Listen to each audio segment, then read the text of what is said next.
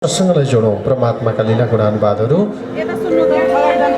जय राम श्री शिव शिवेति शिवे मुरारे, हे नाथ नागेश भज महादेव।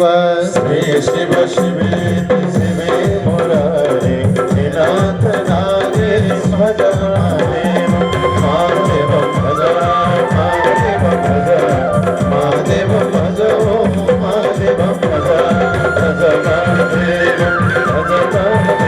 भज महादेव भज महादेव। शिव जटाधाय जटार प्रियाय भक्त प्रियाय श्री शिवाय नमः। लौद शौनकादि जन जगतको अधिपति परब्रह्म परमात्मा भगवानले रचाउनु भएका विभिन्न महिमा चरित वृत्तान्त हजुरका माझमा वर्णन विस्तार गर्दै प्रस्तुत गर्दै बताउँदै आइरहेको छु प्रभु। यसरी नारद मुनिको अभिमानलाई परमात्मा भगवानले भङ्ग तुल्याइ बक्सनुभयो राजन। नारद मुनिको अभिमान बढेको थियो, त्यो अभिमानलाई परमात्मा भगवानले हटाइदिई बक्सनुभयो। जब पिताजीका निकटमा पुग्नुभयो नारदजी सारा कुरा थाहा पाउनुभयो, यो त परमात्माको लीला पो रहेछ। भगवानले मलाई नै कल्याण गर्नका लागि यो लीला रचाइ बक्सनु भएको रहेछ। ममा बढेको अभिमानलाई आज हरण गर्नका लागि परमात्मा भगवानले यस्तो प्रकारको लीला रचाइ बक्सनु भएको रहेछ भन्दै आज परब्रह्म परमात्मा भगवानका गुणानुवादहरू गाउँदै परमात्मा शिवका नाम संकीर्तन गर्दै आनन्दताका साथमा कठोर तप र साधनामा त्यहाँबाट सवार भइबक्सनुभयो प्रभु भनेर विभिन्न महिमा विधि र लीलाका बारेमा वर्णन विस्तार गर्दै भइबक्सनुहुन्थ्यो प्रभु। भगवानको लीला परम्पार छ। यसरी परमात्माका लीला चरित वृत्तान्तहरू वर्णन विस्तार गर्दै हुनुहुन्थ्यो। नारद मुनिमा भएको भ्रमलाई ब्रह्माजीले चिरिबक्सनुभयो, यसरी भ्रमलाई निवारण गरिबक्सनुभयो। त्यही भएर जगतको अधिपति परमात्मा भगवान शिवकै अधीनमा चराचर सारा जगत चलिरहेका महिमा चरित वृत्तान्त वर्णन विस्तार गराइबक्सनुभयो। स्वयं परमात्मा भगवान ब्रह्माको उत्पत्ति पनि स्वयं परमात्मा भगवानद्वारा गराइबक्सनु भएको थियो। भगवान नारायणको उत्पत्ति पनि स्वयं परमात्मा भगवानले नै गराइबक्सनु भएको थियो। जसका अधीनमा चराचर जगत सारा चलिरहेको छ प्रभु भनेर ब्रह्मा विष्णु महेश्वरका गति चरित वृत्तान्त महिमा वर्णन विस्तार गराइबक्सनु भएको थियो प्रभु। त्यसरी नै परमात्माले नारदलाई मार्ग प्रदान गरे जस्तै देवी देवताहरूलाई पनि त्यो मार्ग प्रदान गराइबक्सनुभयो, अर्को उपदेश प्रदान गर्नुभयो। देवताहरूलाई पनि उपदेश दिइबक्सनुभयो। देवताहरूमा पनि भय भइरहन्छ बेला बेलामा। कोही साधक भक्तहरूले उच्च कोटिको साधना गरे भने हाम्रो पद कहीँ हराएर पो जाने हो कि भन्ने भय हुन्छ अरे के। स्वर्गको अधिपति राजालाई मेरो पद जाने हो कि भन्ने चिन्ता जागिराख्छ अरे। अब देवताहरूलाई त त्यस्तो हुन्छ भने यहाँका लागि किन नहोस् होइन, मेरो पद जाने हो कि भनेर पद जोगाउनका लागि जे पनि गर्छ। अघि देवताका पालामा देवताहरूलाई पनि हुने। स्वर्गको राजा इन्द्रलाई नारदले कठोर तपस्या गरे इन्द्र बन्न पाऊँ भनेर वरदान पो माग्छन् के फेरि मेरो पद पो जाने हो कि भनेर विघ्न पार्न पो गयो। त्यही देवताको कालदेखि चलेको यो विधि परमात्माको लीला भगवानले रचाउनु भएको चरित्र। त्यही भएर आफ्नो सुयोग्य कर्म धारण गरिरहनुपर्छ। सत्कर्म गर्दै गएपछि सबै प्रकारको उच्च कोटिका सबै चिज प्राप्ति हुने गर्दछ। यो परमात्माको कृपा हो। यसै मनले चाहेर हुनेवाला छैन। यहाँ हाम्रा कर्मका प्रभावले पूर्व जन्मका कर्मका प्रभावले ती सबै चिज प्राप्ति हुँदै जान्छ। त्यही भएर कर्ममा यति धेरै, साधनामा यति धेरै, तपमा यति धेरै फल प्राप्ति हुने गर्दछ। त्यही भएर भगवान शङ्कर अनि परमात्मा यसका निमित्त सुयोग्य मार्ग परमात्माले वर्णन गरिरहनु भएको छ। त्यही विधिका साथमा भक्तहरू पनि परमात्माको साधना गरेका खण्डमा भोले बाबा शिव प्रसन्न हुनुहुन्छ र ती भक्तों पर अटल लक्ष्मीको कृपा परमात्माले प्रदान गराइबक्सनुहुन्छ राजन। लक्ष्मीको कृपा वर्षिन्छ यदि भक्तहरू परमात्मा शिव उपर यी पुष्पहरू अर्पण गरेर पूजा गर्दछन् भने कमल पुष्प, बिल्पपत्र अनि त्यसरी नै सयपत्री अनि इन्द्रकमल सँगसँगै केवरा भनिन्छ सेतो पुष्प भगवान शिवका लागि प्रिय पुष्पहरू हुन् यिनीहरू, जसको कारणले परमात्मा शिव प्रसन्न हुनुहुन्छ। प्रसन्न भएर भक्त उपर लक्ष्मी अटल लक्ष्मीको वरदान परमात्माले प्रदान गर्नुहुन्छ। कलियुगका लागि त सबैको आशा यही हुन्छ, कसरी हुन्छ धनीमानी बनौँ, लक्ष्मी सान्निध्यता रहौँ, सुख भोग आनन्द प्राप्ति होस् यसका लागि भगवान शिवलाई पुष्पहरू अर्पण गर्नुपर्ने रहेछ है। परमात्मा शिवको कृपा बरसियो भने यी चिजहरू प्राप्ति हुँदो रहेछ। संख्यागत रूपमा यी 20वटा पुष्पहरू परमात्मा भगवान शिवलाई अर्पण गरेका खण्डमा अर्थात् 1000 बेलपत्र परमात्मा भगवान शिवलाई अर्पण गर्न सकेका खण्डमा 16 पत्रहरू एकै ठाउँमा स्थापित गराएर अनि अनगिन्ते संख्यागत रूपमा परमात्मा भगवानका मन्त्र जप्दै परमात्मा भगवान शिवलाई अर्पण गर्न सकेका खण्डमा पार्थिव ज्योतिर्लिङ्गहरू लाखौं करोडौंका संख्यामा स्थापित गरेर भगवान शिवलाई स्वरूप सम्झेर यी पत्रहरू शिव पर अर्पण गर्न सकेका खण्डमा विधिपूर्वक 16उपचारले पूजा आराधना गरेर भगवानलाई प्रसन्न तुल्याउन सकेका खण्डमा आज भगवानलाई जलधारा दुग्धधाराले अभिषेक गरेर परमात्मालाई प्रसन्न तुल्याउन सकेका खण्डमा राज्य प्राप्तिको योग आज परमात्मा भगवानले प्रदान गर्नुहुनेछ। राज्यसम्मको पद प्राप्तिका लागि या अटल परमात्माको कृपा भगवानले प्रदान गरिरहनुहुन्छ। यति मात्र नभएर फेरि यिनै पुष्पहरू भगवान शिव उपर परमात्माका नाम उच्चारण गर्दै 50वटाका संख्यामा कमल पुष्पहरू ती पुष्पहरू परमात्मालाई अर्पण गर्न सकेका खण्डमा विद्याको अधिष्ठात्री देव पनि भगवान शङ्करै हुनुहुन्छ। विद्याले युक्त गराउनुहुन्छ, विद्या प्राप्तिको परमात्माले जोह प्रदान गर्ने गर्नुहुन्छ। विद्यामा कमजोरी शिक्षामा कमजोरी बुद्धि मलिनता छ भने विद्या प्राप्तिका लागि पनि भगवान शिवकै साधना गर्नुपर्दछ। शिवलाई प्रसन्न तुल्याउँदै मन्त्र जप्दै यी पुष्पहरू अर्पण गर्न सकेका खण्डमा भगवानले विद्या प्रदान गर्नुहुन्छ, बुद्धि प्रदान गर्नुहुन्छ, सत्मार्ग प्रदान गर्नुहुन्छ। यति मात्र होइन, भगवान शिव पर जगतको अधिपति परमात्मा भगवानलाई भज्दै कमल पुष्प अर्पण गरेर 50 कमल पुष्पले परमात्माको नाम उच्चारण गर्दै भगवानलाई श्रद्धाका साथमा अर्पण गर्नाले रोग मुक्त पनि परमात्माले आज वरदान प्रदान गर्ने गर्नुहुन्छ। अनगिन्ती रोगहरूबाट मुक्त गराउने सामर्थ्यता पनि भगवान शिवसँगै छ। विद्या प्राप्तिका लागि भगवान शिवलाई घिउ अर्पण गर्न सक्नु पर्दछ। घृत पनि प्रिय हुनुहुन्छ परमात्मा शिव। यसरी नै अनगिन्ती परमात्मा भगवानका लीलाहरूमा अनगिन्ती सामग्री र विषय वस्तुका बारेमा वर्णन विस्तार गरिएको छ। परमात्माका लीला चरित वृत्तान्तमयमा वर्णन विस्तार गर्दै प्रश्न गर्दै बताउँदै भइरहेको हुनुहुन्छ। आज ज्ञान प्राप्तिका लागि अलौकिक परमात्मामा भक्ति श्रद्धा भाव जागृत होस् भनेर करोडौं संख्यामा परमात्मा भगवान शिव पर आज परमात्माका अनगिन्ती प्रिय वस्तु नैवेद्यहरू अर्पण गर्नाले भगवान शिव प्रसन्न हुने गर्नुहुन्छ र अटल भक्ति रूपी वरदान परमात्माले प्रदान गरिबक्सनुहुन्छ।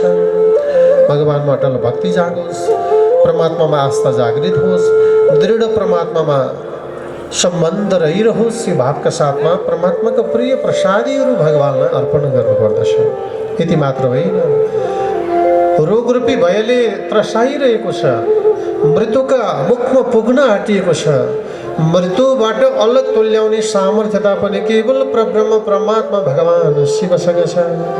भगवान कालका पनि काल महाकाल भइबक्सनुहुन्छ।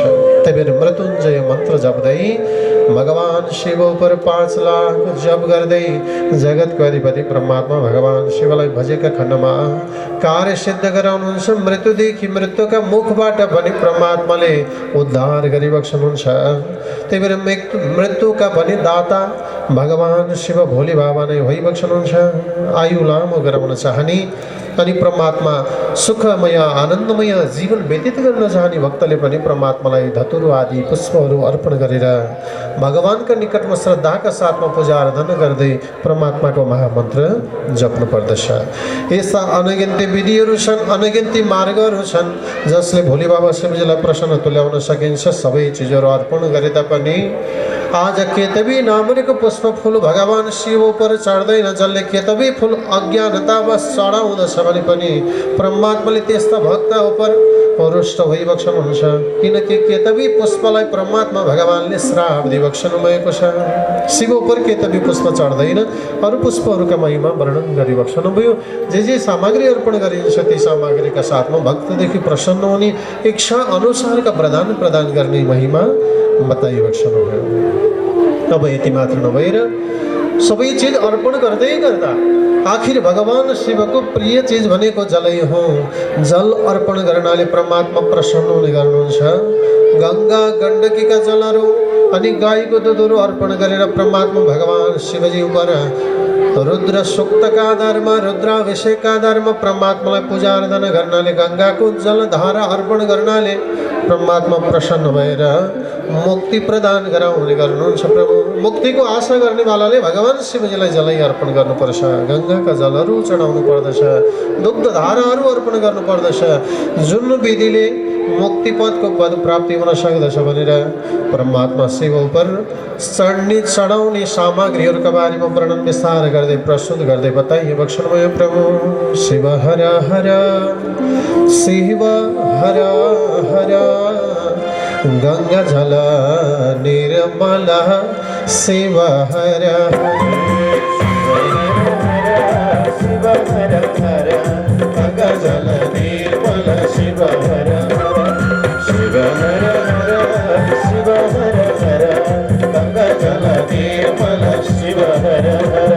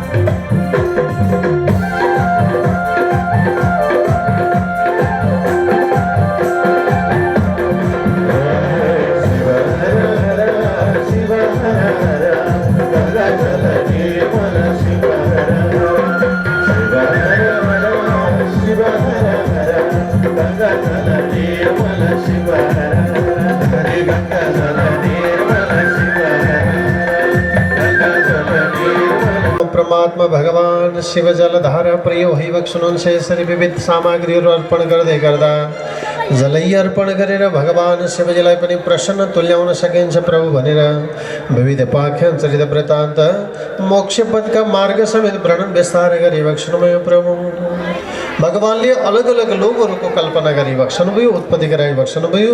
यसरी लोकहरूका महिमा चरित वृत्तान्त समेत वर्णन गरिबक्सनुभयो। सृष्टिको आदिकालमा जगतको अधिपति परमात्मा भगवानले यसरी लीलालाई विस्तार गरिबक्सनुभएको थियो। जलमय संसारलाई स्थलका रूपमा रूपान्तरित गर्नुभयो। अनि सँगसँगै परमात्मा भगवानले 12 अवतार रूप धारण गरिबक्सनु भएको थियो। जलभित्र रहेर पृथ्वीलाई लोकाएका हिरण्याक्षका साथमा परमात्मा भगवान जुटिबक्सनु भयो। युद्धै लडेर परब्रह्म परमात्मा भगवानले उनलाई आफ्नो वशमा पारिबक्सनु भयो, संहार गरिबक्सनु भयो। लीलाधारी जगतको अधिपति परब्रह्म परमात्मा भगवानले पृथ्वीलाई आफ्नो दारामा ल्याएर राख्नुभयो र सृष्टिको महिमा विस्तार गराउने तयारी गरिबक्सनु भएको थियो। प्रभु धरातलमा यसरी जगतको अधिपतिले विभिन्न प्रकारका लोकहरूको पनि उत्पत्ति गराइबक्सनु भएको थियो। सबैभन्दा तल आज राजन यसरी तलातल आदि लोकहरूको उत्पत्ति गराइबक्सनु भयो। अतल वितल सुतल तलातल महातल र सातल पाताल अनि माथि गएर भूरलोक भूवलोक जनलोक तपलोक सत्यलोक आदि लोकहरू उत्पत्ति भए। 14 लोकले युक्त भएको यो लोकको परिकल्पना गरिबक्सनु भएको थियो। प्रभु यसरी 14 लोकले युक्त भएका लोकहरूमा विभिन्न प्रकारका लीलाहरू परमात्माले रचाइबक्सनुभयो। अब जब परब्रह्म परमात्मा भगवानले अन्य लोकहरूको परिकल्पना गरिबक्सनुभयो, परमात्मा भगवान नारायण विराजमान हुने लोकलाई वैकुण्ठ लोकका रूपमा परिकल्पना गरिबक्सनुभयो। स्वयं भगवान शिवजी आफू विराजमान हुने लोकको परिकल्पना गरिबक्सनुभयो। ब्रह्माजी स्थापित भएर सृष्टि रचाउने लोकको परिकल्पना गरिबक्सनुभयो। यसरी अनगिन्ती लोकहरू निर्माण गराएर देवी देवताहरू विराजमान हुने स्वर्ग लोकको परिकल्पना गरिबक्सनुभयो। आज जगतको अधिपति परमात्मा भगवानले भक्तले जस्तो कर्म कर्म गर्दछन् त्यही त्यही अनुसारका स्थानमा उपलब्ध गराउने आज प्रदान गर्ने प्रकारका विभिन्न प्रकारका फलहरूका बारेमा समेत परमात्माले लीला रचाइ बक्सनु भएको थियो, मार्ग प्रदान गरी बक्सनु भएको थियो प्रभु। यही विधिका साथमा सृष्टिका आदि लीलाहरू विस्तार भएका थिए। सृष्टि गति चरित्र वृत्तान्त अगाडि बढेको थियो। शुभ कर्म गर्नेवालाले स्वर्गीय आनन्द भोग त अशुभ कर्म गर्नेवालाले पाप माने अर्थात् नरकीय यातनाहरू भोग्ने गर्दथे। कहिले पनि समाजमा हामीले राम्रो काम गऱ्यौँ, अरूको अगाडि सौम्य बन्यौँ, अरूका लागि राम्रो काम गऱ्यौँ भने आफूले पनि त्यसको प्रभाव फेरि त्यसरी नै प्राप्त गरिन्छ। नराम्रो काम गरियो भने नराम्रै फलको भागी भइन्छ भने राम्रो काम गर्नाले राम्रै फलको भागी भइन्छ। त्यही विधिका साथमा जगतको अधिपति परमात्मा भगवानले रचाउनुभएका अनगिन्त लीला चरित्र वृत्तान्त पाकनमयमा वर्णन विस्तार गर्दै प्रस्तुत गर्दै बताइबक्सनुभयो प्रभु। अब विधि र नीतिलाई वर्णन गर्दै गएर गुणनिधि सुयोग्य ब्राह्मण पुत्रका बारेमा वर्णन विस्तार गर्दै प्रस्तुत गर्दै बताउँदै भइबक्सनुहुन्थ्यो। भक्तका महिमा चरित्र वृत्तान्त वर्णन विस्तार गर्दै बताइरहनु भएको थियो प्रभु। भगवानको नाम त अपरम्पार छ। अज्ञानता अवश परमात्माको साधना गरे पनि भगवान भक्तलाई वरदान दिइरहनुहुन्छ। अज्ञानता अवश केवल भगवानको नाम जप्नु पर्यो, साधना गरिरहनु पर्यो, सत्कर्ममा तल्लीन भइरहनु पर्यो। ज्ञानमा भएको होस् अज्ञानतामा भएको होस्, राम्रो काम राम्रै काम हुन्छ, नराम्रो काम नराम्रो काम हुन्छ होइन। नजानेर गरेको राम्रो कामको पनि फल हामीले पाइरहेका हुन्छौँ। त्यही भएर राम्रा काम तर्फ हामी लागिरहनु पर्दछ। ब्रह्माजी निवेदन गर्दै हुनुहुन्थ्यो। जगतको अधिपति परमात्मा ती वर्णनहरू विस्तार गराइरहनु भएको थियो। अघि काम्यल्य नाम रहेको एउटा नगरी थियो प्रभु। त्यो नगरीमा यज्ञ दत्त नाम रहेका ब्राह्मण रहने गर्दथे। ब्राह्मण सुयोग्य थिए, सत्कर्ममा लागिरहेका थिए, अत्यन्त पारङ्गत पनि थिए, सत्कर्ममा उनको तल्लीनता थियो। अनि उनका घरमा गुणनिधि नाम रहेका एउटा पुत्र पनि थिए, माने छोरा थिए। ती ब्राह्मणका पुत्र यज्ञदत्त नाम रहेका ब्राह्मणका पुत्र गुणनिधि। गुणनिधि नाम रहेका पुत्र पिताजीका निकटमा रहने गर्दथे। उमेरले उनी 8 वर्षका पुगिसकेका थिए। 8 वर्षको बालक 5 वर्षदेखि माथि लागेपछि सत असत कर्मलाई जान्न थाल्दछन्। 8 वर्षसम्म पुग्दै गर्दा त ज्ञानको द्वार खुल्न थाल्दछ। 9 वर्ष हुँदै 12 वर्ष काटेपछि पाप पुण्य समेत आर्जन गर्नुपर्दछ। 12 वर्ष काटेपछि आफूले गरेको कर्मको भोग पनि भोग्नु पर्दछ, शास्त्र भन्छ। तबसम्म गरिएका कर्म अज्ञानतावश भएका छन् भने पनि परमात्माले क्षमा प्रदान गर्नुहुन्छ। तर 12 वर्ष काटेपछि गरिएका पापका भोग सजायहरू हर मानवले भोग्नु पर्दछ। त्यही भएर बाल्यकालदेखि नै सन्तानलाई संस्कारवान बनाउने हो, सिकाउने हो। नजानेको कुरा आफूले सिक्नु पर्यो अनि सन्तानलाई सिकाउनु पर्यो। जानेको कुरा समाजमा फिजाउनु पर्यो, नजानेको कुरा सिक्ने प्रयत्न गर्नु पर्यो। जब गुणनिधि 8 वर्षका पूर्ण भए, 9 वर्ष प्रवेश गर्दै गर्दा यज्ञदत्त ब्राह्मणले उपनयन संस्कार प्रदान गराइदिए। उपनयन भनेको तेस्रो नयन हो, ज्ञानको तेस्रो आँखा हो। व्रतबन्ध गरेपछि, जसलाई व्रतबन्ध भनिन्छ, उपनयन भनिन्छ। 2टा आँखा त छँदैछन् हामीसँग। व्रतबन्ध गरेपछि तेस्रो नेत्र खुल्दछ, अर्थात् ज्ञानको ढोका खुल्दछ। के गर्ने, के नगर्ने, के खाने, के नखाने, के मन्त्र जप्ने, के मन्त्र नजप्ने, कस्तो कर्म गर्ने, कस्तो कर्म नगर्ने, कसलाई आदर गर्ने, कसलाई सम्मान गर्ने, यो उपनयन संस्कार गरेपछि पनि हामीमा त्यो नेत्र खुलेन भने जीवन बन्न सक्दैन। त्यही भएर उपनयन संस्कार पछिको जीवन सुयोग्य हुनुपर्दछ। गुरुले दिएको मन्त्र दीक्षित भइसकेपछि त्यसलाई धारण गर्नुपर्दछ, जप्नु पर्दछ, आराधना गर्नुपर्दछ। परमात्माका भगवानका गुणानुवादहरू सँगसँगै सत्कर्ममा तालिनु पर्दछ। तब गुणनिधि नाम्रेको ब्राह्मणलाई जब आफ्ना पिताजीले यज्ञदत्त ब्राह्मणले त्यो सुयोग्य मार्ग अपनाउनु भयो अनि व्रतबन्ध गराउनु भयो, उपनयन संस्कार दिनुभयो। तर पनि पिताजी सुयोग्य हुनुहुन्थ्यो। पिताजीले दिएको मार्गमा गुणनिधि पुत्र लाग्दै लागेनन् राजन। आजकलका पुत्र जस्तै भएछन् कि व्रतबन्ध गरियो, बाबु मन्त्र जपे है भनेपछि जनै खोलेर भित्तामा टाकिदिन्छ, गुरुले जप्छन् भन्छन् नि है, त्यस्तै पो भएछ। पिताजीले भनेको पनि नमान्ने, साथीभाइसँग खेल्न जाने, खेल्नु मात्र हो र जुवा तास खेल्ने, अशुभ कर्ममा लाग्ने इत्यादि विभिन्न प्रकारका अशुभ कर्महरूमा तल्लीन हुँदै हुँदै जान थाले। जुवा तास खेल्दै गर्दाखेरि धन सम्पत्तिको आवश्यकता पर्यो, द्रव्यको आवश्यकता पर्यो। सानो बालक आफूसँग स्रोत छैन, साधन छैन, उनले घरमा आमाको पैसा चोर्न थालेछन्। अब आमाले त छोराछोरीलाई माया गर्नुहुन्छ होइन, चोरेको थाहा पाए पनि लैहालेछस्, भोलिदेखि नलैजा है भनेर माया गरेर सम्झाउनुहुन्छ। अनि त्यसो गर्दै गर्दा हुन्छ त? शास्त्र भन्छ लालयत पञ्चवर्षाणी, 5 वर्षसम्म खुब माया गर्नु पर्दछ। 5 वर्षपछि माथि लागेपछि 9 वर्षसम्म पिट्न पाइन्छ। शास्त्रले भन्छ 9 वर्षसम्म सुधार्नु पर्छ। त्यो कमलो माटो जस्तै हो, जे बनाए पनि बन्छ। सानो बिरुवा हो, जसो स्वरूप दिए पनि सकिन्छ। 9 वर्षबाट माथि काटेपछि 12 वर्षसम्म पिट्न पाइँदैन, गाली गर्न पाइन्छ, हप्काउनु पाइन्छ, धप्काउनु पाइन्छ। 12 वर्षबाट 16 वर्षसम्म सल्लाह मात्र दिन पाइन्छ, गाली गर्न पनि पाइँदैन। 16 वर्ष काटेपछि मित्रवत समाचारले छोराछोरीलाई साथी बनाउनु पर्दछ भन्छ शास्त्रले। यसो गरियो भने बल्ल सन्तान राम्रा हुन्छन्। अब मेरै छोरा हो, मेरै छोरी हुन् भन्दै माया गर्दा गर्दै जे भन्यो त्यही दिएको त्यही गर्नुभयो भने अनि यस्तो अवस्था नै आउँछ, मागेको चिज पुर्याउनै नसक्ने। त्यसपछि त्यो सानोदेखि दिएको सबै बिर्सिदिन्छन्। दिएन भनेर उस्तै बारे घरै छोडिदिन्छु भनेर घर घुर्की पो लाउँछन्। पैपछि दिएको बिर्सिन्छन्। कुनै बेलामा एकपटक दिएको पुर्याइएन भने सन्तानले घुर्की लाउँछन्। यस्तो छ नि हजुर समय त।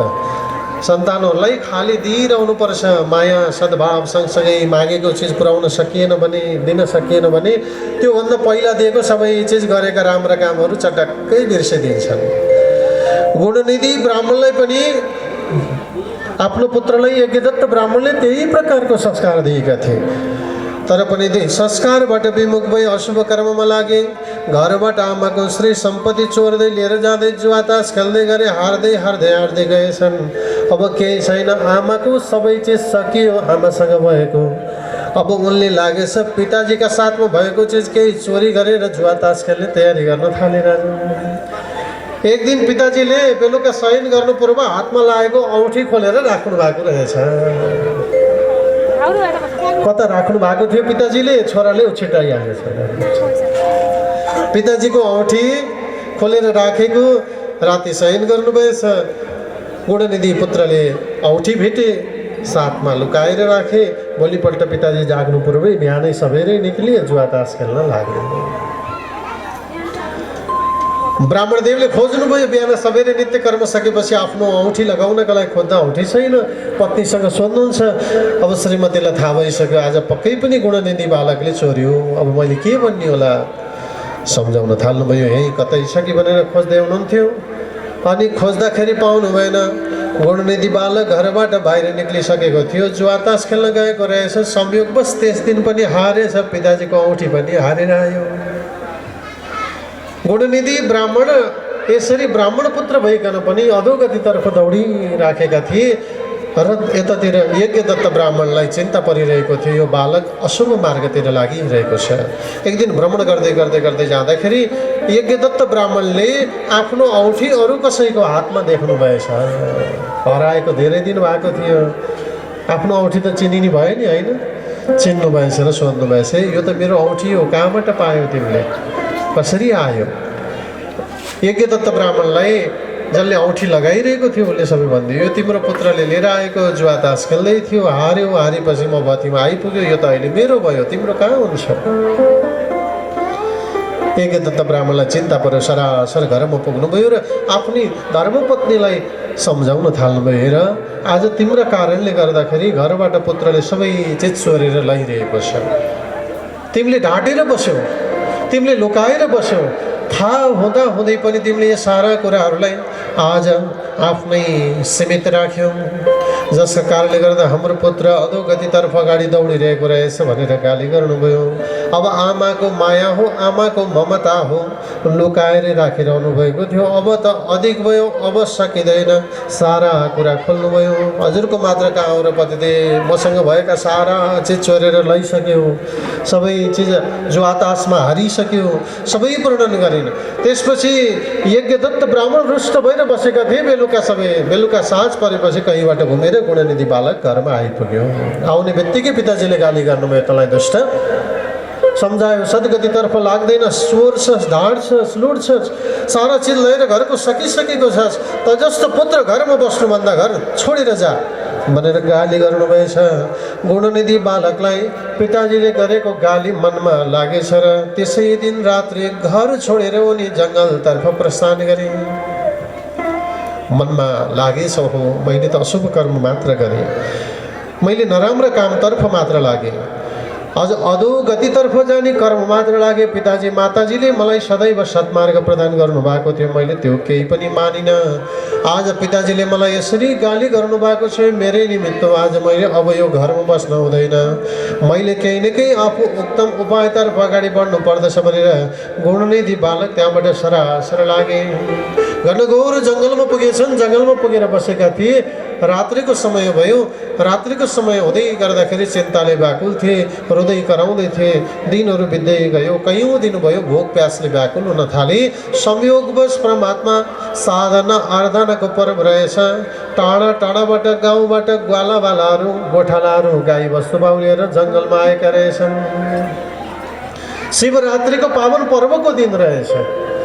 त्यो पर्वको दिनमा गोठालाहरूले जङ्गलमै बसेर शिव आराधना प्रारम्भ गरेछन्। भगवान शिवजीको ध्यान मन कीर्तन गर्न थालेछन्, शिवजीको साधना गर्न थालेछन्।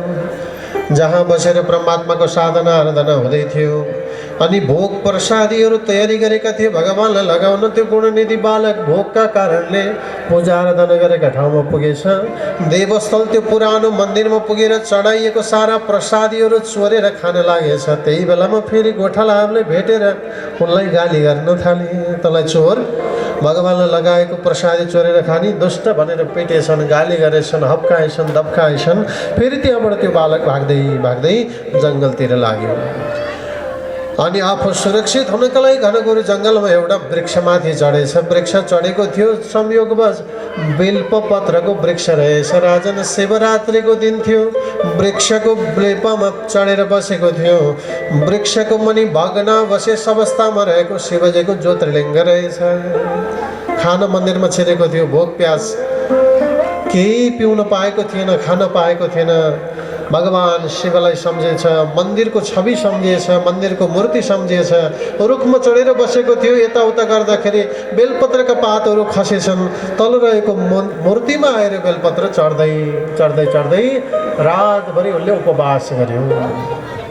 दिनभर भोकै बस्यो, राति पनि निराहार रह्यो। अनि परमात्मा यही विधिका साथमा परमात्मा अज्ञानतावश शिवका निकटमा रहेर दिनभर उपवास, रात्रिका समयमा परमात्मा भगवान शिवकै याद अनि अज्ञानतावश बिल्पपत्र शिव पर अर्पित भएका हुनाले भगवान शिव प्रसन्न हुनुभयो। परमात्मा शिवले कृपा गर्नुभएछ। यज्ञदत्त पुत्र गुणनिधिलाई वरदान प्रदान गर्नुभयो। बाबु, आज तिमीले अज्ञानतावश भए पनि मेरा निकटमा रह्यौ, निराहार बस्यौ, केही खाएनौ, जल पनि पिएनौ, अज्ञानतावश बिल्पत्र म उपर अर्पित भयो, तिमीदेखि म प्रसन्न छु, म तिमीलाई वरदान प्रदान गर्दछु भनेर परमात्माले वरदान प्रदान गरिबक्सनुभयो। तिमीलाई आज म कैवल्य सुख भोग आनन्दताको वरदान प्रदान गर्दछु। म तिमीलाई अलगै लोक प्रदान गर्दछु। आज तिमीलाई मैले यो लोकको परिकल्पना प्रदान गरेँ भनेर अलगै लोक निर्माण गरेर गुणनिधि बालकलाई त्यो लोक समेत परमात्माले प्रदान गराइबक्सनुभयो। भगवानको कृपा यस्तो छ अलौकिक। हेर्नुहोस् त, अज्ञानतावश भगवानलाई भजिन्छ। अझ संयोगवश त्यो दिन सुयोग्य दिन पर्दछ, पर्वको दिन पर्दछ भने परमात्मा प्रसन्न भएर वरदान नै प्रदान गर्दछ। जसका कारणले गर्दा गुणनिधि नामको बालकले कैवल्य परमात्मा भगवानको परम पद प्राप्ति गर्ने तयारी गरिरहेछन्। कुबेरको सामुप्यता उनले प्राप्त गरे, सुखभोग आनन्द उनलाई मिल्यो, परमात्माको कृपा प्राप्ति भयो, माता पिताका निकटमा उनी पुगे, सारा वर्णन विस्तार गरे अनि परमात्माको अलौकिक कृपालाई देखेर उनी अझ परमात्माका भक्तिमा तल्लीन भएर परमात्मालाई भजन थाले। त्यही भएर यो परमात्माको साधना आराधनाको महिमा हो। अज्ञानतावश भगवानलाई भजिन्छ भने पनि जगतको अधिपति परमात्मा भगवानको कृपा बर्सिरहन्छ। जन जानेर जपियो भने, जानेर साधना आराधना भयो भने कस्तो पद प्राप्ति होला हेर्नुहोस् त। गुणनिधिले भगवानको परम पद प्राप्त गरे। अज्ञानतामा भगवानलाई भजेका हुनाले, परमात्माका गुणानुवादहरू गाएका हुनाले यज्ञ दत्त पुत्र गुणनिधिले कुबेर पद समेत प्राप्त गरे। कुबेर जस्तै सुख सुविधा आनन्द भोग उनीलाई प्राप्त भयो। यसरी जगतको अधिपति भगवान शिवजीले कृपा प्रदान गर्नुभयो। जगतको अधिपति भगवानले कृपा प्रदान गरेर कैलाश आफ्नो सामुप्यता समेत प्रदान गराइबस्नुभयो। त्यही भएर भक्त उपर परमात्माको कृपा सदैव बर्सिरहन्छ। भक्तले गरेका तप साधना आराधनाका प्रभावले सबै प्रकारका चिजहरू प्राप्ति हुने गर्दछ। हामीहरूले गरेका समस्त कर्महरू अज्ञानता वा सत्कर्मतर्फ अगाडि बढिरहेका छन् भने पनि परब्रह्म परमात्मा भगवान कृपा गरिरहनुहुन्छ। त्यही भएर त्यही कृपाका रूपमा परमात्मा भगवानको सायुज्य पदको पद प्राप्ति हुने गर्दछ। अलकापुरी नगरी उनलाई प्राप्ति भयो। जगतको अधिपति परमात्मा भगवान शिवले उनलाई कृपा गरिबस्नुभयो। लौ त भगवान, मैले हजुरका निकटमा यी सारा चरित्र वृत्तान्त पाखरमै म वर्णन विस्तार गर्दै प्रस्तुत गर्दै बताउँदै आइरहेको छु प्रभु। त्यही भएर भक्त उपर परमात्मा भगवानले गरेका प्रदान, आज परमात्माले गर्नुभएका कृपा, सुयोग्य मार्ग चरित्र वृत्तान्त वर्णन विस्तार गर्दै प्रस्तुत गर्दै बताउँदै भइबस्नुहुन्छ प्रभु। भगवानको पूजा गरौँ जानी नजानी, भगवानको पूजा गरौँ जानी नजानी, भगवानले प्रदान दिन्छन् धन्दै नमानी।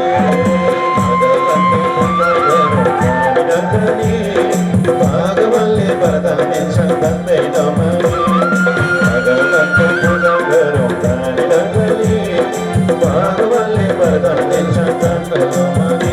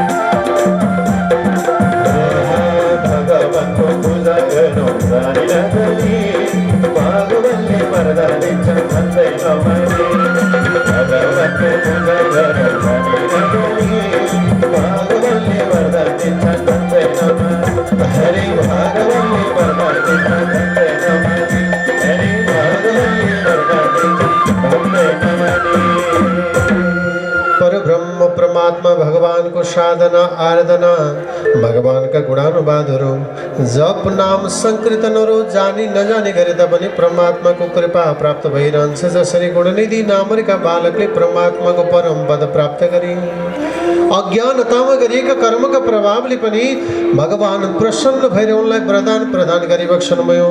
जन जानेर गर्यौं परमात्माको साधनामा जुट्यौँ भने भगवान्ले कस्तो फल हामीहरूलाई प्रदान गर्नुहोला है। त्यही भएर अज्ञानतामा गर्दा त पुण्य मिल्दो रहेछ भने जानी जानी भगवान्को साधना आराधना गऱ्यौँ भने अलौकिक कृपा परमात्मा भगवान्ले प्रदान गर्नुहुनेछ भनेर विभिन्न महिमा वर्णन विस्तार गर्दै प्रस्तुत गर्दै बताइ बक्सनु भएको थियो प्रभु। अब परमात्मा भगवान्लाई अघि नारदले दिएका श्रापका महिमा चरित्र वृत्तान्त विभिन्न प्रकारका पाखन भयो वर्णन विस्तार गर्दै भइबक्सनुभएको थियो। भगवान् शिवलाई पनि अनगिन्ती कष्ट आइपरेका थिए। देवादिदेव महादेव पनि सतीका वियोगमा पर्नु परेको थियो। तिनी सतीका चरित्र वृत्तान्त हजुरका माझमा म राख्दछु है प्रभु भनेर आज सती वियोग चरित्र वृत्तान्त पाख्नमयमा वर्णन विस्तार गर्दै प्रस्तुत गर्दै बताउँदै भइबक्सनुहुन्थ्यो। राजन स्वयम्भू नामरेका मनुका राजा आज ती राजाका कन्याहरू हुनुहुन्थ्यो। आकुति देवौती प्रसूति नामरेकी कन्या हुनुहुन्थ्यो। उत्तानपात प्रियव्रत नामरेको राजा दुई भाइ पुत्र भइबक्सनुहुन्थ्यो प्रभु। आकुति देवहूति प्रसूति तीन कन्या वृद्धि हुँदै गएका थिए। आकुति कन्या रुचि नामरीका मुनिलाई प्रदान गरेको थियो। पुत्रिका धर्म अनुसार छोरा छोरी बराबरी भनेर भेद नराखिकन त्यो लीला रचाइबक्सनु भएको थियो। शास्त्रले भेदभाव गरेको छैन। छोरा छोरी बराबरी, छोरा छैनन् भने छोरीको छोरालाई आफ्नो छोरा मान्न सकिन्छ। यसलाई पुत्रिका धर्म भनेर भनिन्छ। आकुति नामरीका कन्या रुचि नामरीका मुनिलाई प्रदान गर्नुभयो पुत्रिका धर्म अनुसार। अगाडि गएर जगतको अधिपति प्रभु परमात्मा देवहूति कन्या कर्दम नामरेका मुनिलाई प्रदान गरिबक्सनुभयो। कर्दम मुनिले स्वीकार्नु भयो कि देवहूतिबाट कन्याहरू वृद्धि भए। 9 कन्याको उत्पत्ति भएपछि अनि एउटा पुत्रको उत्पत्ति भयो जसलाई कपिल अवतार भगवान भनेर भनिन्छ। अब अगाडि गएर राजन प्रसूति नामरीकी कन्या हुनुहुन्थ्यो। दक्षलाई प्रदान गरिएको थियो। त्यहाँबाट 60 कन्या उत्पत्ति भएका थिए अनि सबै वंश अगाडि विस्तार हुँदै गयो। तर ज्येष्ठ कन्या हुनुहुन्थ्यो सती। अरू सबै कन्याबाट वंश अगाडि विस्तार भएको थियो। सतीबाट वंश चल्न सकेको थिएन प्रभु भनेर सतीका महिमा वर्णन विस्तार गर्दै भइबक्सनुहुन्थ्यो प्रभु। के कारणले होला भगवान् सतीको वंश चल्न सकेन त्यो मलाई बताइबक्सुस् न भनेर सोध्दै हुनुहुन्थ्यो। ऋषिगणहरू ब्रह्माजी त्यो महिमा वर्णन विस्तार गर्दै भइबक्सनुहुन्थ्यो। सनकादि मुनिहरूका माझमा वर्णन विस्तार गर्दै प्रस्तुत गर्दै बताउँदै भइबक्सनुहुन्थ्यो प्रभु। देवादिदेव महादेव सतीका साथमा विराजमान हुनुहुन्थ्यो कैलाश नगरीमा। दक्षले एउटा यज्ञको आयोजना गरेछन् प्रयागराज तीर्थमा अनि सारा आफ्ना छोरी ज्वाइँहरू देवी देवताहरू सबैलाई ढाकिबक्सनुभयो। यज्ञमा सबैजनाको आगमन भयो। ब्रह्मा आउनुभएको थियो, भगवान् विष्णु आउनुभएको थियो, 33 कोटी देवी देवता सबैको उपस्थिति रहेको थियो। यज्ञ शुभारम्भ चलिरहेको थियो। त्यसै बिचमा दक्ष प्रजापति यज्ञमा प्रवेश गरिबक्सनुभयो। सबैजना उठे, स्वागत गरे, सत्कार गरे, नमन गरे, ढोकभेट अर्पण गरे। भगवान् नारायण पनि उठ्नुभयो।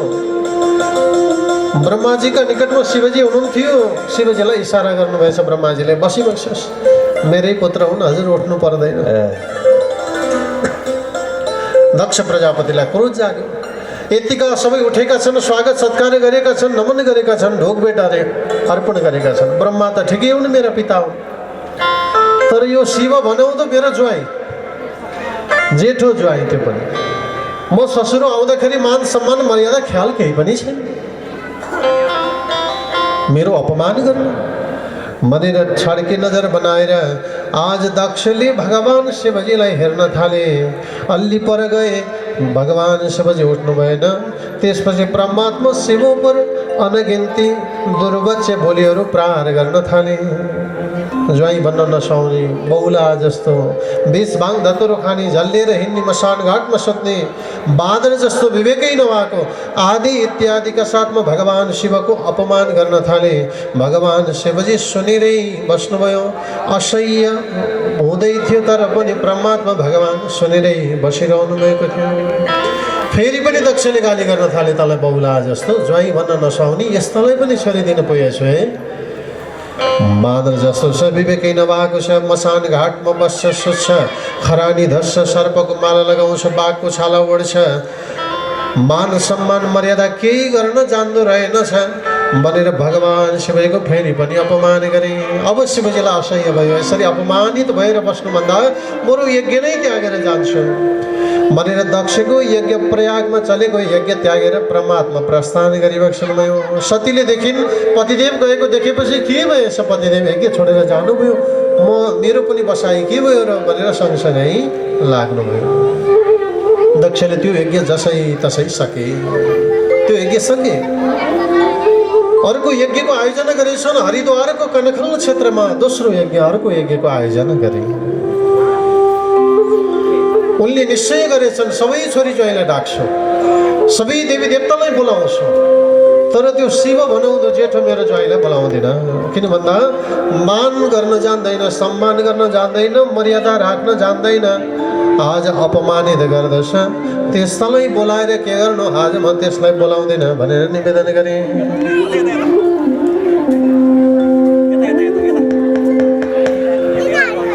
अपमान गर्नेवाला त्यो शिवलाई अब मैले बोलाउने छैन।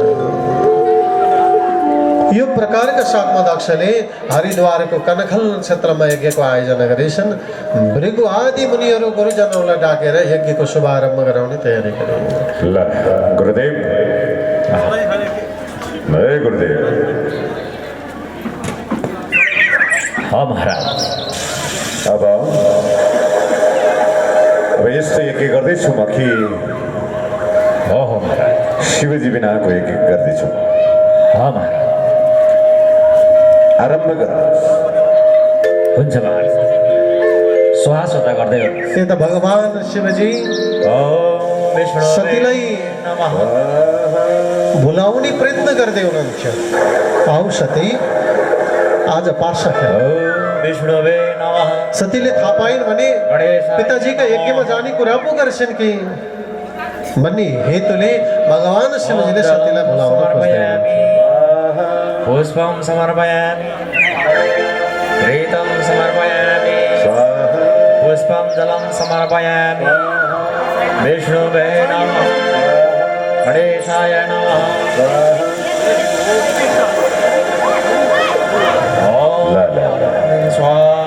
गुरुजी पूजा करो। भृगु मुनि यज्ञलाई अगाडि बढाइरहनु भएको थियो। विष्णुवे नमः स्वाहा, गणेशाय नमः स्वाहा। ॐ जलं पुष्पं समर्पयामि स्वाहा। आऊ सती, पुष्पं समर्पयामि स्वाहा। लौ त सती, आओ खेल आज खेलौँ अनि बडो आनन्द आयो। ॐ गणेशाय नमः स्वाहा, विष्णुवे नमः स्वाहा। ल सुरु गरौँ। जलं पुष्पं समर्पयामि स्वाहा। ओहो, यो खेल त तिम्रो पक्षमा के छ? द्रव्यं समर्पयामि स्वाहा, घृतं समर्पयामि स्वाहा, पुष्पं फलं समर्पयामि स्वाहा। विष्णुवे माता सतीले भगवान शिवजीलाई जपिरहनु भएको स्वाहा। ओहो, यो खेल पनि तिम्रो पक्षमा भोग्ने तिमीलाई बधाई छ। रामायण स्वाहा, कृष्णवे नमः स्वाहा। लौ पुष्पं जलं समर्पयामि स्वाहा, द्रव्यं समर्पयामि स्वाहा। माता सती विजय भइरहनु भएको थियो।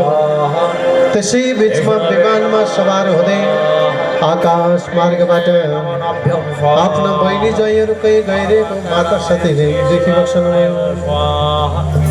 गणेशाय नमो नभ्यं स्वाहा। सतीले निवेदन गर्न थाल्नुभयो, हे पतिदेव, यो विमानमा सवार भएर मेरा बहिनी ज्वाइँहरू कहाँ जाँदैछन् प्रभु, कहाँ जाँदैछन्? अब देवी देवताहरू आफ्नो भक्तलाई दर्शन दिनको निम्ति कतै जाँदै हुनुहुन्छ होला, निश्चिन्त भएर खेलौँ। अब पुष्पं समर्पयामि स्वाहा।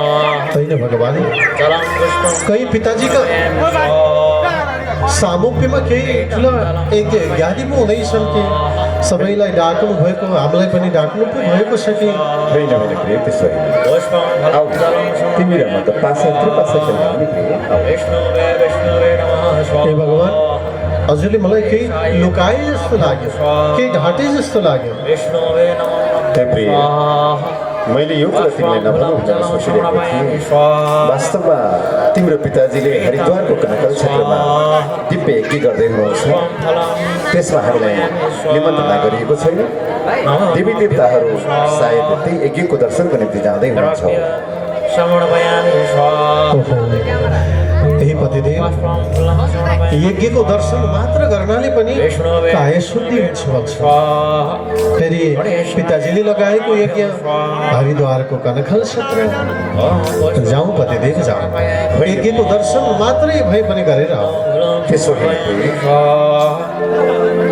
त्यसो नबोलाएको ठाउँमा जानु पर्दैन। हे भगवान् यज्ञमा माता पिताका घरमा गुरुका घरमा मित्रका घरमा तीर्थस्थलमा बोलाइनु पर्दैन प्रभु जाउँ भगवान् जाउँ नबोलाएको ठाउँमा जाँदाखेरि अपमान हुन्छ प्रिय। मैले भनेकोमा जानु पर्दैन। एकैछिन यज्ञको दर्शन मात्र भए पनि गरेर आउँ न पतिदेव जाउँ भगवान् हे प्रिय, मैले बारम्बार भनेको छु नबोलाएको ठाउँमा जाँदाखेरि अपमान हुन्छ निमन्त्रणा नगरिएको ठाउँमा जाँदाखेरि राम्रो हुँदैन। तिमी जिद गर्दैछौ प्रिय, यदि तिमी जान्छौ भने मेरो भन्नु केही छैन तर म चाहिँ जानेवाला छैन। हे भगवान् हजुरको आज्ञा पाएँ भने बरु म शीघ्र गए यज्ञको दर्शन मात्र भए पनि गरेर सायद माता पिताले निमन्त्रणा पठाएर अन्यत्र पो पुग्यो कि त्यसो होइन प्रिय, स्वेच्छा म के भन्छु त्यसो पनि हुन्छ भगवान् शीघ्राति शीघ्र आउनेछु अहिलेलाई आज्ञा पाउनु प्रभु भगवान् देवादिदेव महादेवका माझबाट सती माता आफ्नो पिताले लगाएको यज्ञ हरिद्वारको कनखलतर्फ प्रस्थान गरिरहेको हुनुभयो प्रभु विष्णुवे नमः स्वाहा सरासर घृतं समर्पयामि फलं समर्पयामि पुष्पं समर्पयामि दक्षका यज्ञमा पुग्नुभयो पिताजीका निकटमा भन्दा पूर्व माताका सामुप्यमा जानुभयो माताश्री प्रणाम जलं समर्पयामि आमाले निवेदन गर्नुभयो यसरी आयो हे आमा त्यत्रो यज्ञको आयोजन गरेर आज देवादिदेव महादेवलाई नबोलाइकन कसरी यज्ञ सफल हुन्छ आमा सतीदेवी निवेदन गर्दै हुनुहुन्थ्यो माताश्री भन्नुहुन्छ सरी मैले त बोलाउँ भने तर तिम्रो पिताजी मान्नु भएन सरी जाऊ पितालाई नै गएर निवेदन गर पिताश्री प्रणाम पिताश्री तिमी आयौ छोरी हो पिताश्री ठिक छ तिमी आएछौ राम्रै भयो कतै तिम्रो पछि लागेर कतै त्यो महादेव भन्ने पछि लागेर आएको छैन होइन पिताश्री तिमी आयो राम्रै भयो खुसी लाग्यो निमन्त्रणा त गरेको थिएन तर छोरी हौ तिमी आयो खुसी लाग्यो तर त्यो शिवलाई चाहिँ मैले जानी जाने नबोलाएकै हो नभएको बादर मुखे मान सम्मानको ख्याल नभएको त्यस्ता देवादिदेव के को देवादिदेव हुनु मैले जाने नबोलाएको तिमी आयो छोरी राम्रो भयो हो जलं समर्पयामि स्वाहा हे पिताश्री जुन यज्ञको अधिष्ठात्री देव स्वयं साक्षात् भगवान् शिव भइबक्सनुहुन्छ शिव बिना यज्ञ कसरी पूर्ण होला पिताश्री अझै पनि समय छ बोलाइबक्सोस् पिताश्री देव महादेवलाई हे छोरी म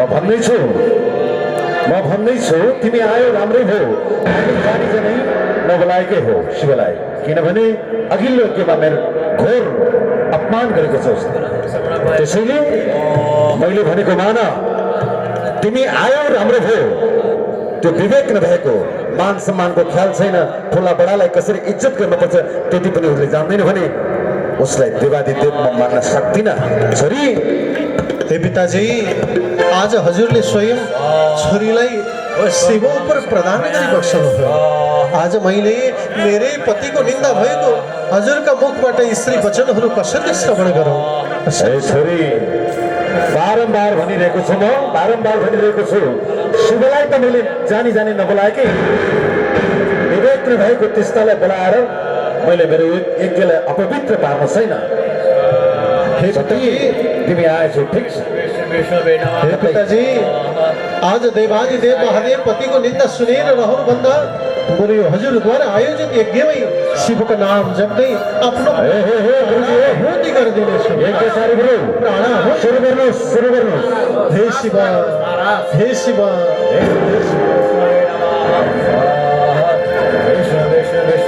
सतीदेवीले पिताजीकै यज्ञमा यज्ञलाई साक्षी राख्दै आफ्नो पतिको निन्दा सुनेर रहनुभन्दा हे शिव, हे शिव, हे शिव भन्दै परमात्मा भगवान शिवकै याद गर्दै दक्षका यज्ञमा आफ्नो शरीरलाई प्राणाहुति गर्ने तयारी गरेको छु प्रभु।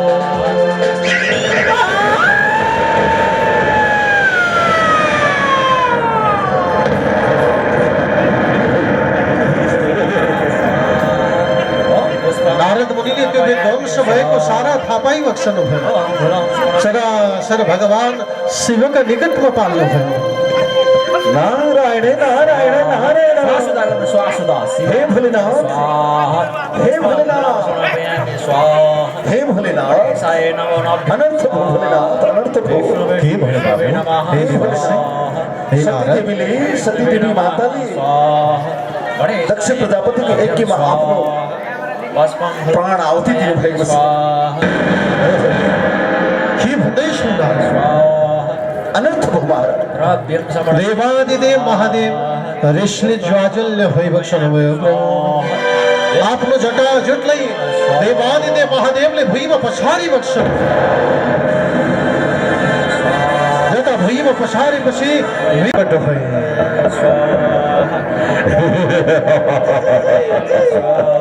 हे भोलेनाथ, आज्ञा होस्। कति कामले मलाई याद गर्नुभयो भोलेनाथ, आज्ञा होस्। हे वीरभद्र, आज्ञा होस्। दक्षले मेरो अपमान गरेका छन्। मेरी प्रिय सती यज्ञमा पुगेकी थिए। मेरो अथाह अपमान रूपी दुर्वच्छ वचन असह्य भएर दक्षका यज्ञमा प्राण आहुति गरेकी छन्।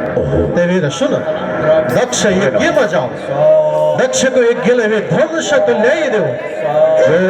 जाऊ वीरभद्र, जाऊ। वैष्णव वैष्णव वैष्णवे नमः।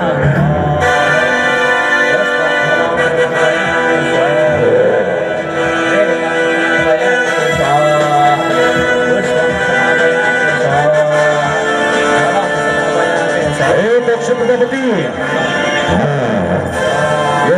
यज्ञ विध्वंस तुल्याइदिन्छ म।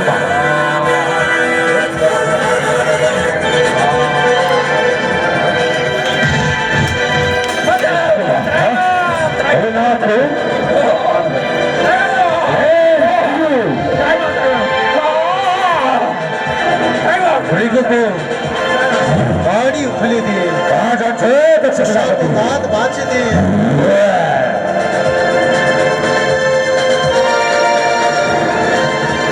दक्षिण साथमा सारा यज्ञ विध्वंस तुल्याइदिन्छु, मेरो अन्त्य तुल्याइदिन्छु म।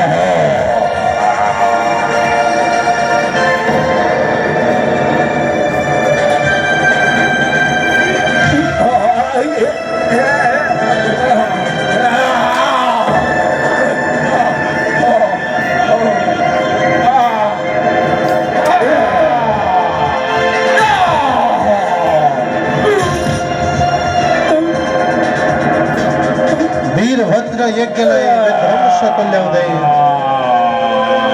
दक्षलाई शिर छेदन गरेर भगवान शिवका निकटतर्फ प्रस्थान गरे।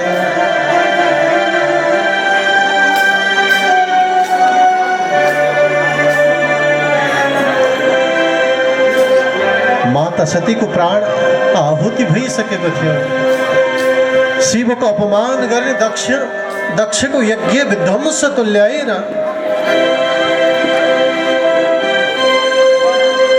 भगवान शिवका निकटतर्फ प्रस्थान। देवादिदेव महादेव हे भोलेनाथ, हे भोलेनाथ, भोलेनाथ की जय हो। मैले दक्ष प्रजापति को यज्ञ विध्वंस तुल्याइदिए। अब आज्ञा होस्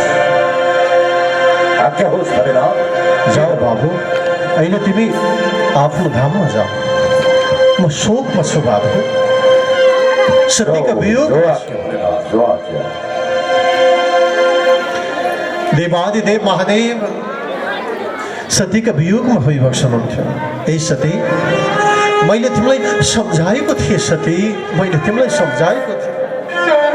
मैले नजाऊ भनेको थिएँ। सती, मैले तिमीलाई नजाऊ भनेको थिएँ। त्यो दक्ष मूढ छ, मूर्ख छ, अज्ञानी छ। त्यसले मेरो अपमान गर्नेछ अनि त्यो मेरो अपमान तिमी सहन सक्दैनौ। अनर्थ पो हुन्छ कि मलाई लागेको थियो। सती, लागेको थियो। हे सती, यो तिमीले के गर्यौ? हे सती, यो के गर्यौ? सती, यो के गर्यौ? तिमी मेरी शक्ति स्वरूपा थियौ। सती, मेरी शक्ति स्वरूपा थियौ।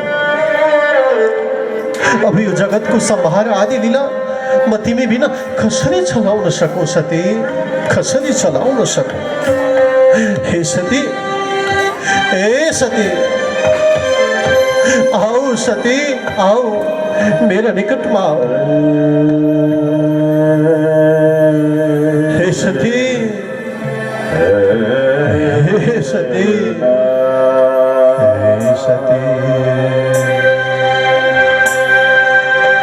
सती, ए सती, सती,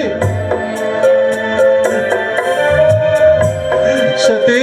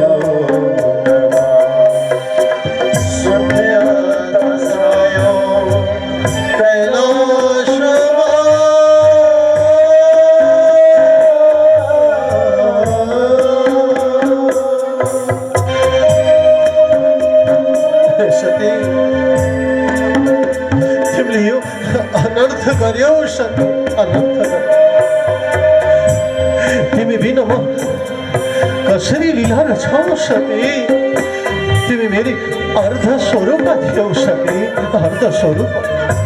हे सती, यो के भयो? सती, यो के भयो? सती योगमा देवा देवा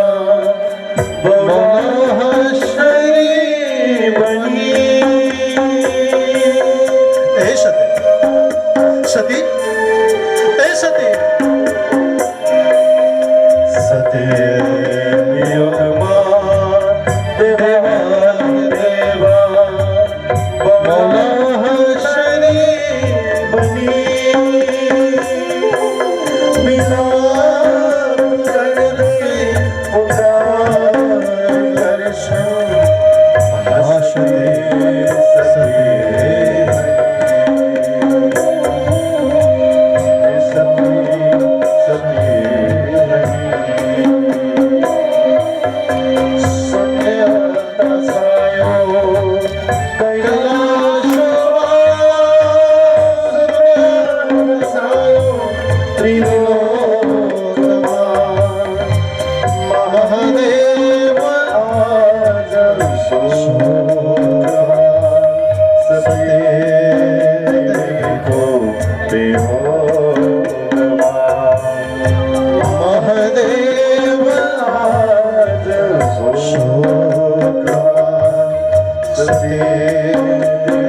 को दियो सुनिया छायो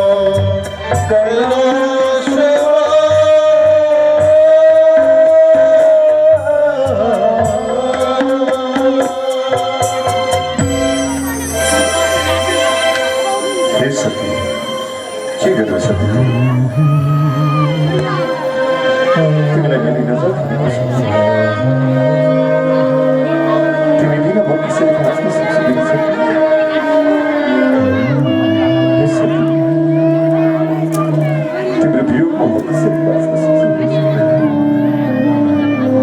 तिम्रो जीवनको रक्षा गर्न मैले सती मलाई क्षमा गर सती हे सती उठ देवादिदेव महादेव सती का निकट में आएको दक्ष पत्नी ने था पाई दक्ष पत्नी वे रही भगवान शिव का निकट में पगिन सती गरी ने प्रार्थना करना था हे महादेव हे देवादिदेव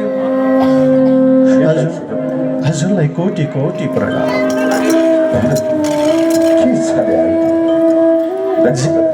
जी नहुनु थियो त्यो भइगयो भगवान भइगयो हजुर देवादिदेव महादेव होई बक्सनुहुन्छ कालका पनि काल महाकाल होई बक्सनुहुन्छ हे परमात्मा म उपर कृपा गरी बक्सोस्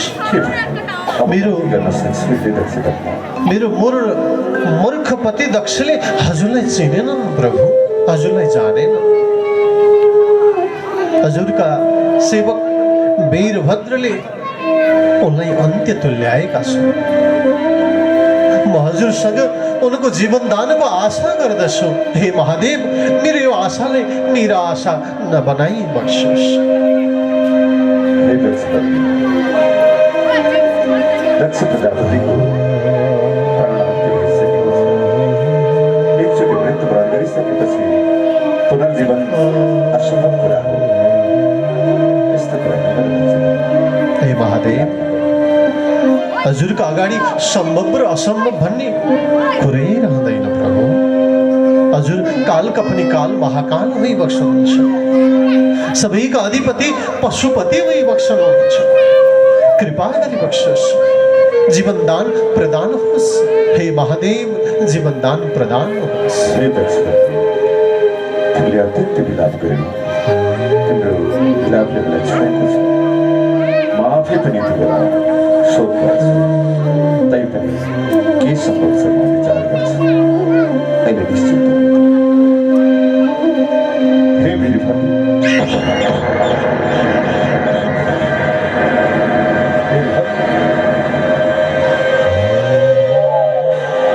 आज्ञा हो प्रभु जाऊ कुनै एउटा पशुको शिरलाई लिएर आऊ तिमीले दक्ष प्रजापतिको शिरलाई त एक मण्डपमा गरिसकेका छौ अर्को कुनै केही पशुको शिर लिएर जाऊ जो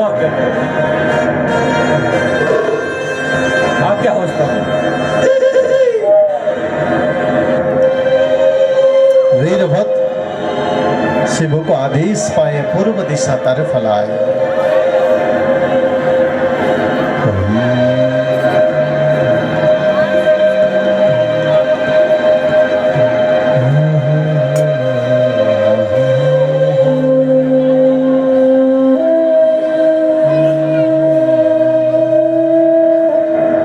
देवादिदेव महादेव आफै शोकमा हुनुहुन्थ्यो जसले आफ्नो शोकलाई भुल्न सक्छ अर्काका शोकलाई निवारण गर्छ त्यसैलाई त महादेव भनिन्छ त्यसैलाई त संहारकर्ता भनिन्छ त्यसैलाई त आशुतोष भनिन्छ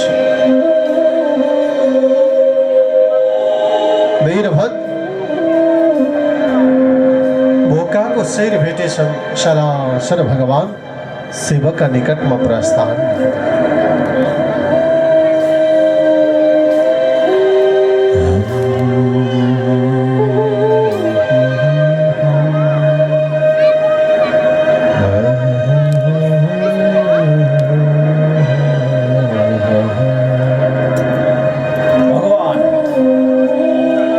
कसैको शिर भेटाइनौ भगवान एउटा बोकाको शिर लिएर आएको छु भगवान ल जे ल्याए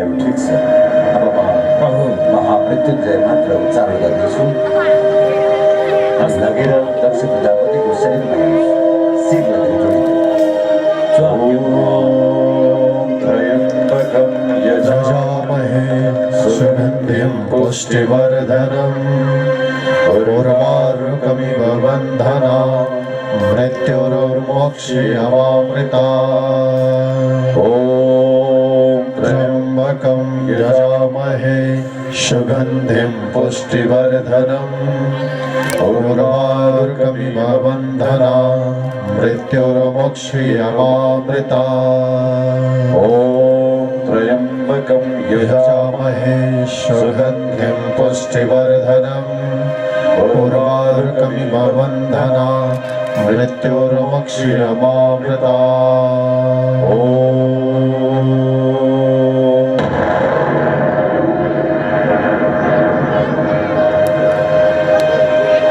जो आज्ञा भगवान। दक्ष प्रजापतिको शरीरमा यो बोकाको शिर लगेर जोडिदिन्छ। हस् भगवान।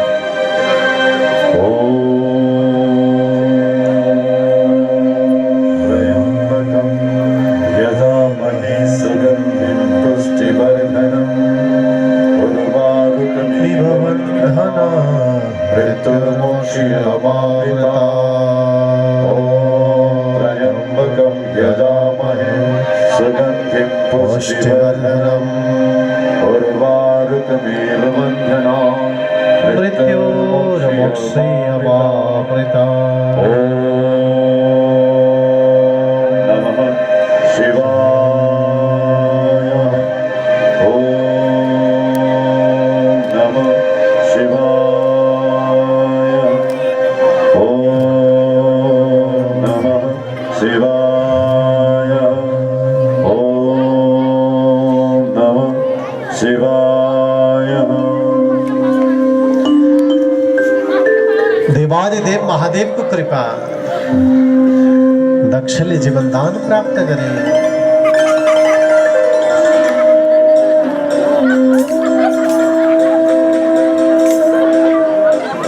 सरासर दक्ष अपनी पत्नी सहित देवादिदेव महादेव का निकट होकर श्रीगण थाले प्रार्थना गरे। हे भोलेनाथ, मैले हजुरलाई जान्न सकिनँ। मबाट ठुलो भूल भयो। मलाई क्षमा गरिबक्सोस् भगवान। दक्ष प्रजापति आफ्नो धाममा जाऊ। मेरो अहिले के भन्ने इच्छा छैन, के बोल्ने इच्छा पनि छैन। जो आज्ञा भगवान। देवादिदेव महादेव दक्षलाई जीवन दान दिइसकेपछि बाबु अब तिमीले जस्तो व्यवहार गर्यौ त्यस्तै स्वरूप प्राप्त गर्यौ। अब तिमी आफ्नो राज्यमा जाऊ। सद्गति र सद्मार्गका साथमा राजकाज भोग अधिकार भोग। जाऊ दक्ष जाऊ। भुवन धरि नै सती देवीला हे वीरभद्र, बोकेर तिमी पनि जाऊ बाबु, आफ्नो धाममा जाऊ। जो आज्ञा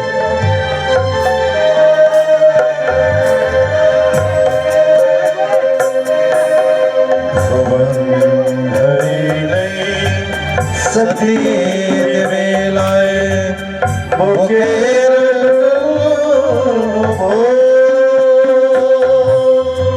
संहार करता कैलाशपतिले आफैलाई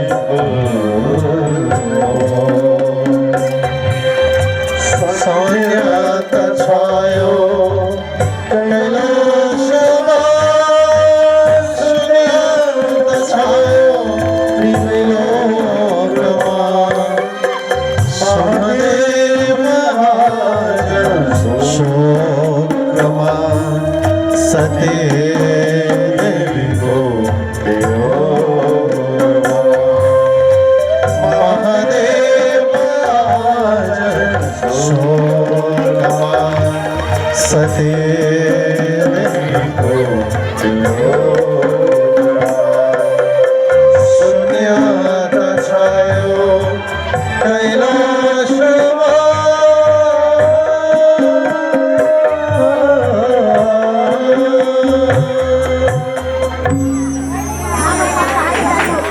देवादिदेव महादेव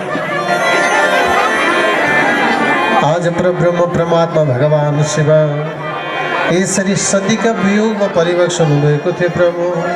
आफू शोकमै परे तापनि देवादिदेव महादेवले दक्ष पत्नीको इच्छा सार्थक तुल्याइबक्सनु भयो। स्वयं देवादिदेव महादेव हुनुहुन्थ्यो, कष्ट निरूपण गर्न सामर्थ्यवान हुनुहुन्थ्यो, तर पनि सहस्र परमात्माले को शोकलाई स्वीकारी बक्सनु भयो। त्यही भएर सङ्कट जे आउँछ, आपद जे आउँछ, त्यसलाई स्वीकार्न सक्नुपर्छ। देवादिदेव महादेवका लीलाले हामीलाई यो ज्ञान सिकाइरहेको छ। दुःख कष्ट कसलाई पर्दैन र, भगवानलाई पनि पर्छ, स्वयं देवादिदेव महादेवलाई पनि आइपर्यो भने हजुर हामी त मानव हौँ। त्यही भएर ती अनगिन्ती कष्टहरूलाई सहन सक्नु पर्दछ, स्वीकार्न सक्नु पर्दछ। परब्रह्म परमात्मा भगवान सती र आज देवादिदेव महादेवबाट वंश नचल्नुका चरित्र वृत्तान्त पाठमयमा वर्णन गरिबक्सनु भएको थियो प्रभु। आकुति देवती प्रसूतिबाट वंश विस्तार भए, प्रसूतिबाट 60 कन्या उत्पत्ति भएका थिए। आज तर सती देवीबाट वंश चल्न सकेको थिएन। सती देवीबाट वंश नचल्नुको कारण यो थियो किनकि आफ्नो पतिदेवको निर्वच्य आफ्ना अपमान भइरहेको सुनेर पिताजीका मुखबाट, श्रीमुखबाट भएका दुर्वच्य बोलियोलाई सुनेर असह्य भएर पिताजीकै यज्ञमा शिव शिव शिव भन्दै परमात्मा भगवान शिवलाई भज्दै दक्षकै यज्ञमा प्राणलाई प्राणाहुति गरिदिनु भएको थियो प्रभु। अग्निदेवलाई आमन्त्रित गरेर प्राणाहुति गर्नुभयो, तर अग्नि शिवका भएका कारणले प्राणलाई त लिए, शरीरलाई सकुशलै राखे। तिनै सतीको शरीरलाई धारण गरेर भगवान शिव विभिन्न क्षेत्र भ्रमण गर्नुभयो। देवताहरूले कृपा प्रदान गरे, अङ्ग प्रत्यङ्गहरू गलित बनाए। ठाउँ ठाउँमा आमा सतीका शरीरहरू अलग अलग पतन हुँदै हुँदै गए। जहाँ जहाँ सतीका अङ्ग प्रत्यङ्ग गलित भएका थिए तिनै तिनै पुण्य भूमिमा सिद्ध शक्तिपीठ देवीका धामहरू स्थापित हुँदै हुँदै हुँदै गए। आज जगतको अधिपति परब्रह्म परमात्मा भगवान शिवका लीला अपरम्पार सनै प्रभु बनेर परमात्माका लीला महिमा चरित्र वृत्तान्त वर्णन विस्तार गर्दै प्रस्तुत गर्दै बताउँदै भइबक्सनुहुन्थ्यो प्रभु। को बुझ्न सक्छ र शिव लीला अपार, को बुझ्न सक्छ र शिव लीला अपार, को बुझ्न सक्छ र शिव लीला बुझ्न सक्छ र शिवलीला अपार, बुझ्न सक्छ र शिवलीला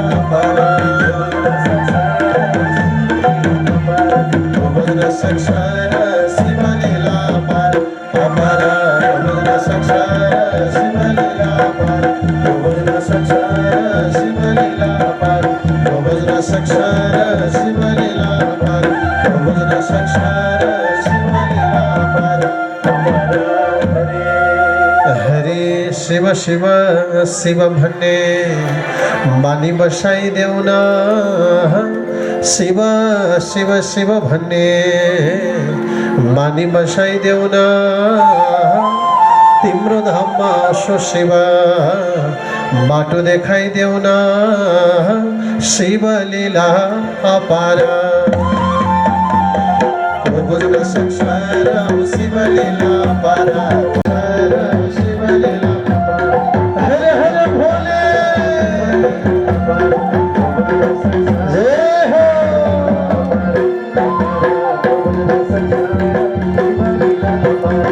बुझ्न सक्छ र शिव लीला अपार, बुझ्न सक्छ र शिव लीला अपार, बुझ्न सक्छ र शिव लीला अपार।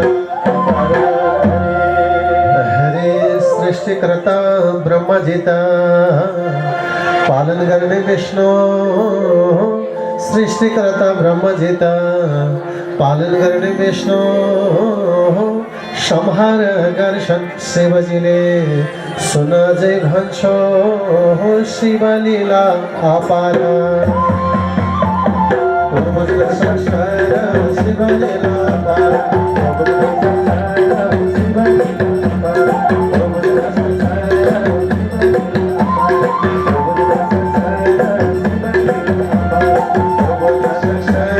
शिव लीला अपार,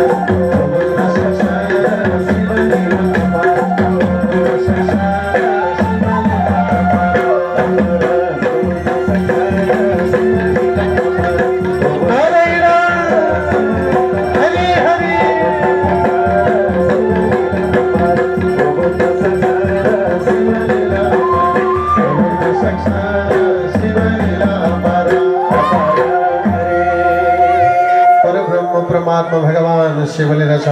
अनगिनत लीलाचरित वृत्तान्त पाख्य महिमा हजुरका माझमा वर्णन विस्तार गर्दै सत्य वियोग चरित्र पाख्यान महिमा हजुरका माझमा विस्तार गरे प्रभु भनेर सारा महिमा वर्णन गर्दै बताउँदै हुनुहुन्छ भन्ने सुन कथा नारायण हरि हरि बोलो साम्ब सदा शिवजी भगवान को जय हो।